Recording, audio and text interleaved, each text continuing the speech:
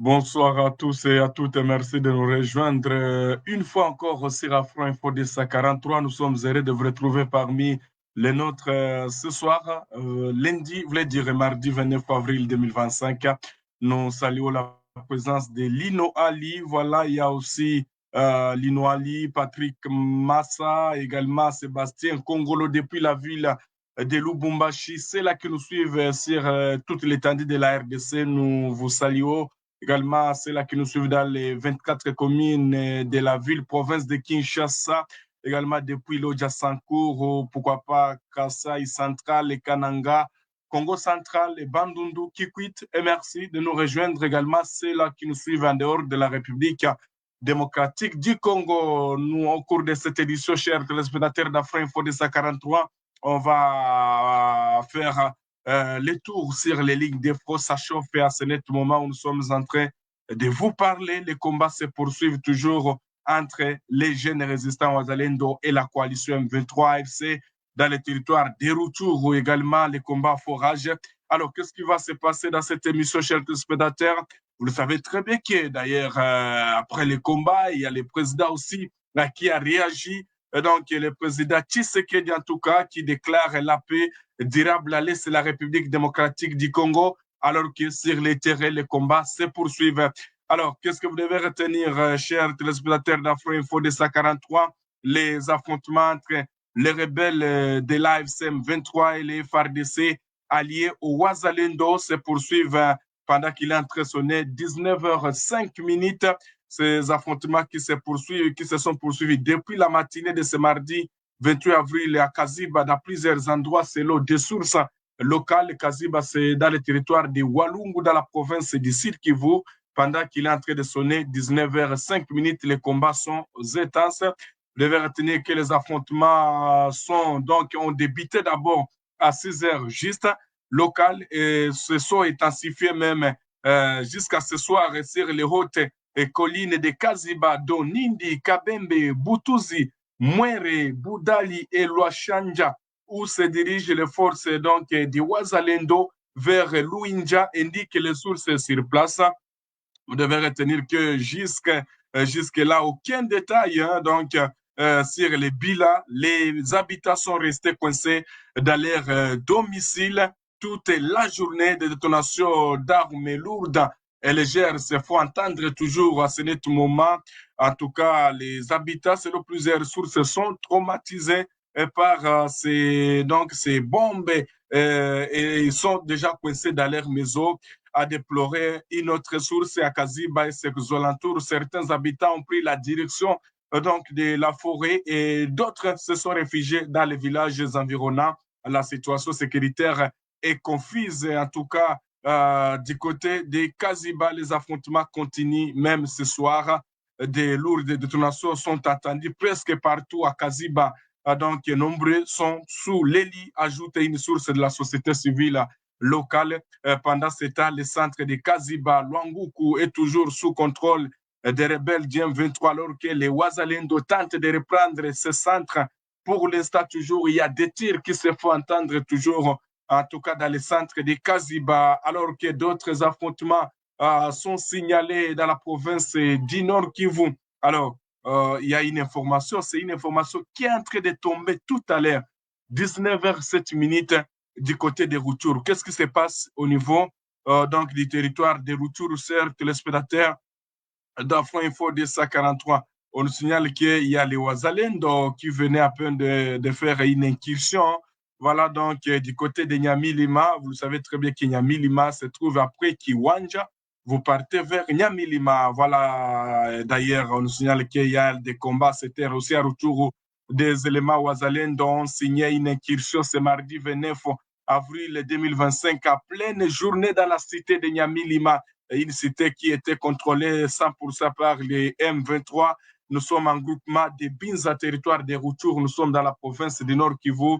Les rentrées a été à la base d'un échange de tirs entre ces volontaires pour la défense de la patrie et les rebelles du M23. Selon nos sources, les Ouazalendo ont pénétré la cité à partir du quartier Toumaïni portant un drapeau de la couleur blanche. À la vue de cet attendeur, donc les habitants de la place pensaient que les éléments Maïmaï venaient donc s'inclure dans la rébellion du M23. Nous les avons vus, ils sont venus en provenance de la brousse, faisant leur entrée dans la cité de Nyamilima à partir du quartier Toumaïni. C'est Ouazalendo porter un drapeau de couleur blanche. Après leur entrée, les militaires de la rébellion M23 sont descendus et là, il y a eu échange de tirs d'armes.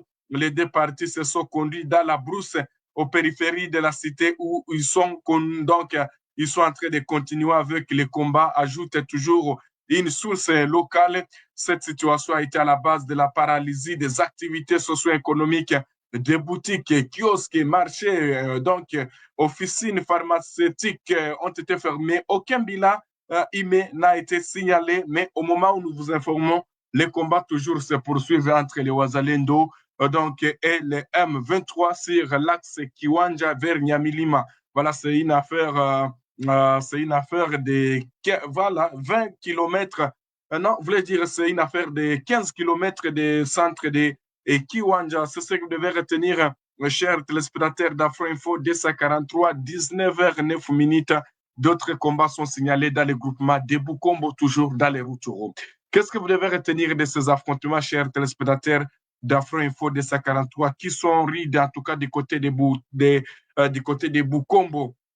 On nous signale que les affrontements entre les jeunes résistants ouazalendou du mouvement CMC sont en cours du côté du groupement Bukombo. Oui, à Bukombo, il y a des affrontements ce soir entre les forces des CMC-FDP. CMC-FDP, c'est un groupe de défense ouazalendo et les éléments du M23. Précisément, les combats sont étanches du côté de Machiga et Rourere. Voilà, donc plusieurs civils ont perdu la vie, dont M. Ndagije Batambi, qui est professeur de français à l'Institut Chouni, toujours de Bukombo. Donc, vous verrez que ce sont aussi les civils qui sont les premières victimes de ces attaques. Selon plusieurs sources, ce sont les éléments du M23 qui ont été les premiers à lancer les offensives sur les positions de Ouazalendo dans le groupement Bukombo. Alors, au cours de cette attaque, plusieurs maisons de civils, selon donc les Ouazalendo du groupe CMC qui accusent les M23 d'avoir donc ville et donc incendié leur maison. Donc, c'est ce qui se passe pour l'instant. Pendant qu'il est en train de sonner 19h11, les combats sont rides toujours, alors que d'autres combats sont signalés toujours du côté de Nyangé Bibwe. Nous sommes dans le territoire maintenant de Massissi. Voilà, donc dans le groupement Bachali. Voilà, donc les Ouazalendou d'abord, on passe leur nuit du côté de Bibwe. Bibwe, c'est un village qui est à limite entre Massissi et Walikale. Donc, les Ouazalendou ont réussi à récupérer Bibwe et ils ont poursuivi les combats jusqu'à Nyang. Donc, une fois les Ouazalendo, comme ils disent qu'ils ont récupéré donc Bibwe, ils pourraient donc avancer vers Nyang. Après Nyang, il y a maintenant la localité d'Empati. Sur ce tronçon, il y a la route qui mène vers Kichanga. Voilà, c'est ce que vous devez retenir.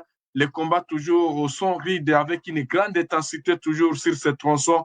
Bibwe, Nyang également, donc Empati. Voilà, on nous signale que même les habitants d'Empati commencent maintenant à fuir hein, parce que les combats se rapprochent, sont en train de quitter vers Bibwe, Nyang et puis vers Empati. Voilà, c'est ce que nous avons comme information, alors que les Ouazalendou aussi ont réussi à pénétrer encore dans le territoire de Massissi, dans la localité de Kashuga. Donc, nous sommes dans la localité de, vous voulez dire, dans la localité de Mouesson, où les Ouazalendou ont surpris encore la coalition M23 AFC. Au cours de cette attaque, les Ouazalendou ont réussi à contrôler la localité, donc les centres de Kashuga pendant 2 heures avant de se retirer. Voilà, donc c'est ce que vous devez retenir de ce qui concerne sur les lignes de front. Les combats sont intenses, 19h13 du côté de Rutshuru comme du côté du Sud Kivu, Massissi, Calais, partout. Alors que donc, je le disais qu'il y a donc les principes signés avec les Rwandais sous l'égide des États-Unis comme un pas dans la bonne direction.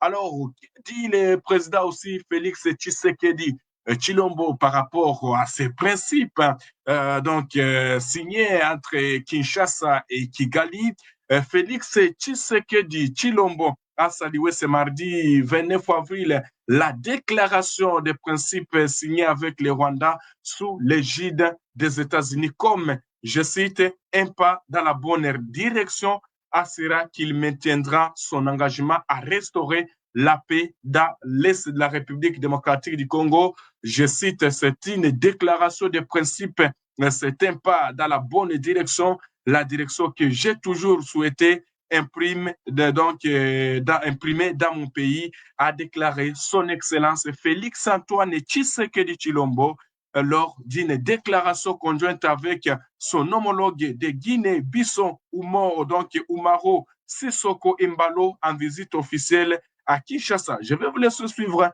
les propos de Félix Antoine Tshisekedi Tshilombo recueillis par nos confrères de la RTNC. Déclaration de principe, c'est vrai, c'est un pas dans la bonne direction, la direction que j'ai toujours souhaité imprimer dans mon pays. Et cet engagement, je l'ai pris devant mon peuple et je le tiendrai jusqu'au bout. Je ramènerai la paix, mais la paix véritable et définitive. Après ce que vous êtes en train de voir, il n'y aura plus de problème d'instabilité en République démocratique du Congo. Ça, c'est mon vœu et mon serment à la fois. Et je n'en dirai pas plus, vous comprendrez pourquoi, parce que évidemment, je respecte les initiatives prises par nos partenaires. Je vous donne simplement rendez-vous le jour où cette paix deviendra réalité. Voilà, je vous remercie. Voilà, donc c'était là la déclaration sur la signature des principes entre Kinshasa et Kigali. Félix Tshisekedi, que vous venez à peine de suivre, qui déclare que c'est un pas qui s'inscrit dans la bonne direction. Je ramènerai la paix, mais une paix véritable et définitive. Le 25 avril, vous rappelez-vous que les Congo-Kinshasa et les Rwanda ont signé à Washington une déclaration de principes censée donc poser les bases d'un futur accord de paix durable entre les deux pays, longtemps opposés sur la scène régionale.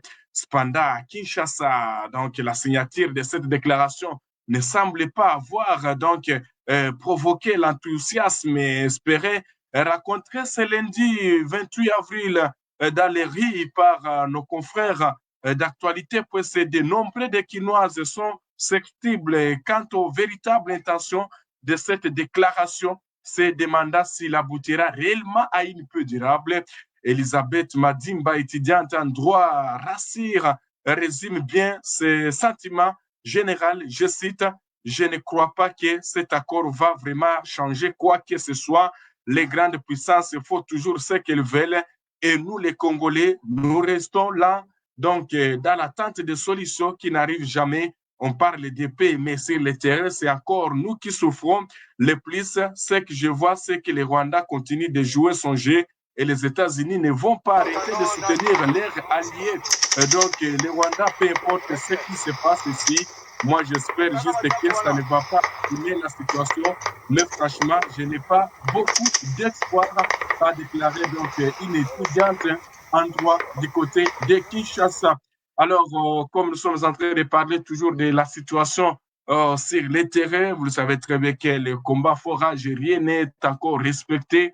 Les combats sont rapportés chaque jour. Et d'ailleurs, le jour où on avait même signé cela, il y a eu toujours des combats sur les terrains. Aujourd'hui, donc, tous les jours, ce sont des combats signalés. Les M23 avaient avancé, les Ouazalendo, la coalition FARDC Ouazalendo veulent encore donc, veulent que donc, les M23 aussi n'avancent. Donc, chaque jour, il y a toujours des combats sur les terrains. Rien n'est encore, en tout cas, respecté, ni le cessez-le-feu déclaré du côté des Doha. En tout cas, on ne sait pas qu'est-ce qui va se passer alors que le vice-premier, donc le vice-premier ministre belge des Affaires étrangères, Maxime Prévost, est arrivé à Beni ce mardi 29 avril 2025. Il a été accueilli donc au gouvernorat par le gouverneur militaire du Nord Kivu, le général-major Somokaku Levariste, à son cabinet donc provisoire à Beni. Suivez jusqu'à la fin ce reportage de la cellule de la communication du gouverneur du Nord Kivu. Premier ministre, un ministre belge des Affaires étrangères a effectué un bref séjour en ville de Béni ce 29 avril 2025. Maxime Prévost a présenté des civilités au gouverneur militaire du Nord Kivu, le général-major Somokakoulé Evariste, avec qui ils ont eu une séance de travail élargie au comité provincial de sécurité et à l'Assemblée provinciale du Nord Kivu. Palper l'Est de la RDC, victime des exactions dramatiques, amplifier la portée humanitaire et relayer la réalité actualisée à l'Union européenne sont les mots maîtres du diplomate. Étant de passage en République démocratique du Congo, je ne limite pas ma présence à la seule capitale, mais que je puisse aussi, au vu de la portée symbolique forte que cela peut revêtir, être également présent à l'est du Congo, au plus proche, pour autant que les conditions de sécurité le permettent, de la population et des autorités qui sont confrontées aux actes de violence depuis de trop nombreux mois et années, avec une population qui vit des exactions chaque jour qui sont dramatiques, qui sont inqualifiables, mais qui sont surtout pas tolérables. Et il est évident que le Royaume de Belgique entend mobiliser ses leviers d'action diplomatique, mais aussi de coopération au développement, pour pouvoir amplifier l'aide notamment humanitaire, alimentaire, sanitaire. Réceptif, optimiste, le gouverneur du Nord Kivu salue la diplomatie congolaise agissante et remercie la Belgique pour sa prise de position dans la guerre d'agression à l'est de la RDC. Je peux vous assurer que la population du Nord Kivu est plus qu'enthousiaste parce que n'aspire qu'à une seule chose, la paix. Je le dis tantôt à monsieur le vice-premier ministre belge que le Nord Kivu, c'est un paradis. Mais c'est un paradis où l'on meurt depuis plus de 30 ans maintenant. Et qu'on est fatigué avec ce cycle de mort qui ne s'arrête pas. Après avoir visité l'hôpital Unichir à Béni, le diplomate belge échangera avec la société civile. Voilà donc, venez de suivre les détails depuis son séjour en République démocratique du Congo. Maxime Prévost, vice-premier ministre de la Belgique des Affaires étrangères, des Affaires européennes et de la coopération au développement est revenu sur voulez dire, la nécessité d'organiser un dialogue national pour la résolution de la crise sécuritaire dans l'Est du pays. Il a présenté cette nécessité au chef de l'État, son Excellence Félix-Antoine Tshisekedi Tshilombo, donc le lundi dernier, lors d'un échange. C'est ce que vous devez retenir. Alors, chers téléspectateurs d'Afro-Info, de 143, nous partons toujours à Kinshasa, où le chef de l'État guinéen, Oumaro Sissoko, en visite de travail en République démocratique du Congo, a été élevé mardi dira des grands coordonnateurs dans l'ordre national Kabila Lumumba par le président congolais et grand chancelier des ordres nationaux en reconnaissance notamment de son dévouement pour la promotion du panafricanisme et de la paix en Afrique. Donc, c'est ce que vous devez retenir, chers téléspectateurs d'Afro-Info au D143. Alors qu'il est en train de sonner 19h22. Les combats toujours sont intenses sur les lignes de front. Alors, on va parler de cette information où les troupes de la SADC bloquées à Goma depuis l'entrée du M23 en janvier dernier ont commencé à quitter la ville discrètement. Ce mardi 29, des sources sécuritaires confirmaient le départ des contingents sud-africains et tanzaniens de Goma avec une partie de l'air matériel de combat. Ni la SADC, qui en tout cas n'a pas fait une déclaration officielle à ce sujet. Le retrait des troupes de la SADC intervient alors que la situation sécuritaire dans l'est de la RDC reste tendue. Des négociations entre les gouvernements congolais et l'M23 sont en cours et les affrontements sporadiques se poursuivent sur les terrains même. Donc à cette heure, toujours des combats sont signalés, comme on peut voir dans ces images, où donc les troupes de la SADC seraient en train de quitter les pays. Et d'ailleurs, selon plusieurs sources, ils sont en train de passer du côté des Rwanda, c'est là où ils passent. D'ailleurs, ils avaient signé, il n'y a pas de cela, et moi, si c'est 3 semaines comme ça, avec ceux-là qui occupent la ville de Goma. Ces derniers temps, chers téléspectateurs d'Afro Info 243, nous sommes nous sommes tellement ravis de vous retrouver nombreux sur Afro Info 243, alors que vous savez très bien que la situation sécuritaire, en tout cas, n'est pas bonne dans la partie, c'est la République démocratique du Congo.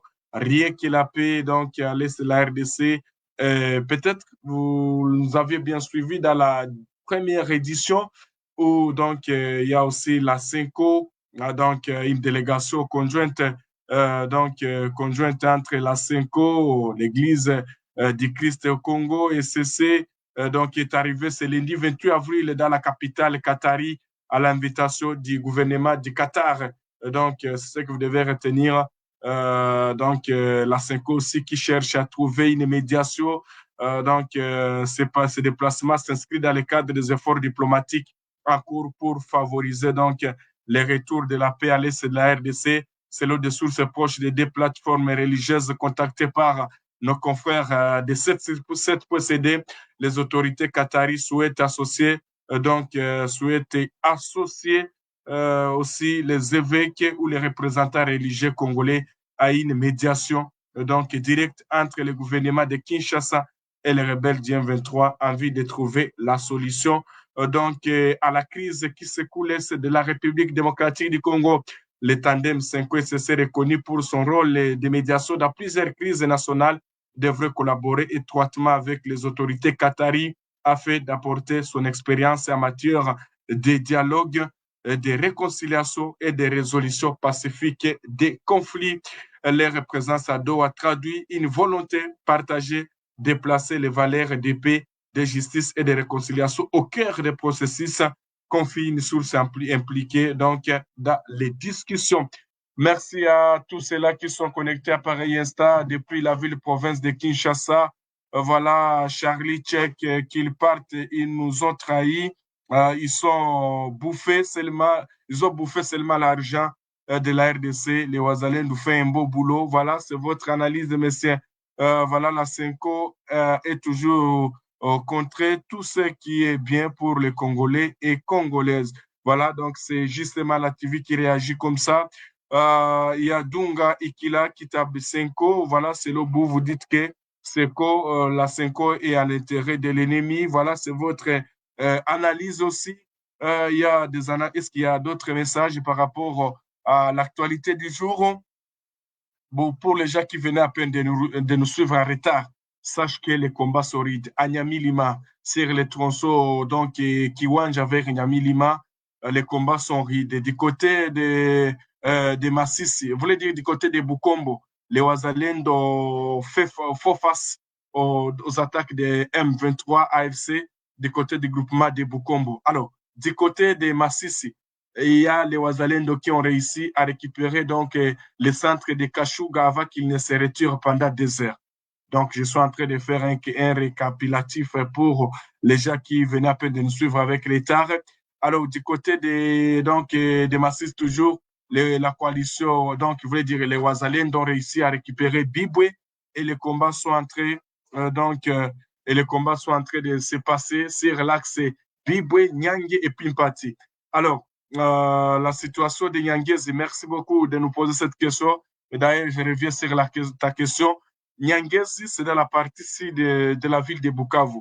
Donc, il y a un calme précaire qui s'observe sur Nyangezi. Alors, à Nyangezi, on nous signale qu'il y a eu l'hôpital de Nyangezi qui a été pillé la nuit d'hier à aujourd'hui. Par des hommes maintenus militaires, alors que cette cité est partagée entre les Ouazalendo et les rebelles du M23. Alors, la situation est calme pour l'instant sur l'axe Nyangezi-Mounia vers Kamanyola. Il y a toujours un calme précaire, mais il y a les M23 qui veulent contourner les positions de la coalition FARDC Ouazalendo du côté de Walungu au niveau de Kaziba. La chefferie de Kaziba qui connaît des affrontements, même au moment où nous sommes en train de vous informer, il est en train de sonner 19h28. Les combats se rident toujours sur les collines qui surplombent Kaziba. C'est hier que je vous informais que Kaziba serait passé entre les mains des M23. Mais aujourd'hui, à contre-attaque, les Ouazalendo ont ramené encore les combats dans le centre de Kaziba. Les M23 tentent de repousser encore les Ouazalendo, la coalition FARDC Ouazalendo, mais elle résiste et les combats toujours sont rides. Les habitats sont coincés dans leur maison. Voilà, pour les gens qui nous suivent vraiment avec retard, c'est ce que vous devez retenir. Les combats sont rides, les M23 veulent contourner donc pour qu'ils récupèrent les plateaux, surtout des Fizi, des Minembwe, pour aller rencontrer leurs alliés. Donc, au niveau des Fizi, ils ont leurs alliés qu'on appelle les Twiraneho. C'est un groupe aussi Twiraneho que les M23 veulent aller pour rencontrer ce groupe. Alors, les Ouazalendo et la FRDC, donc, il y a bloque cette avancée. C'est ainsi que vous voyez, les combats sont rides toujours, mais rien n'est respecté de ce qui concerne donc TOA, ce qui concerne le principe qui a été signé aux États-Unis. Bon, les Ouazalendo continuent toujours à répondre aux attaques de la coalition M23 AFC. Voilà, alors que AFC M23 aussi tente de progresser, c'est que les Ouazalendo aussi ne sont pas aussi contents. Ils tentent aussi de ne pas voir que les M23 progressent. Voilà, laisse-moi revenir sur cette information donc du territoire de Lubero, le signal qu'il y a eu des combats.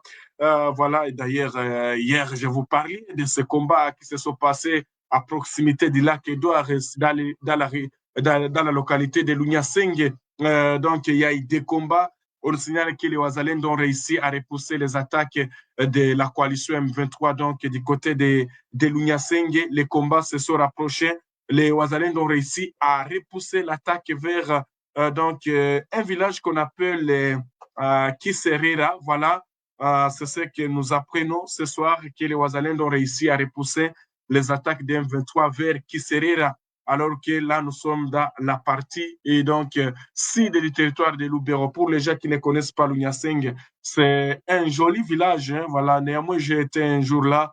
C'est un beau village où la population vit du pêche seulement.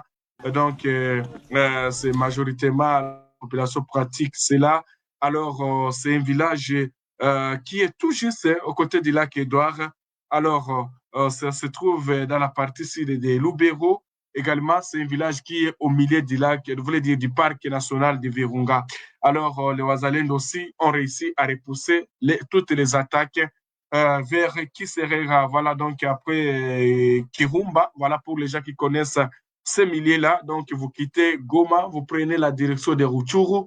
Rutshuru, vous arrivez vers Rwindi, vers Kabasha.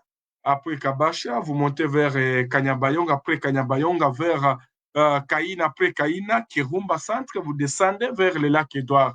Voilà, donc c'est ce que vous devez retenir, chers téléspectateurs d'Afro-Info 243. Merci à tous nos téléspectateurs qui sont connectés. Vraiment, c'est que nous ne parvions pas à comprendre les rôles. Voilà, merci beaucoup, Sadou Sonko. Voilà, merci beaucoup, Sadou Sonko.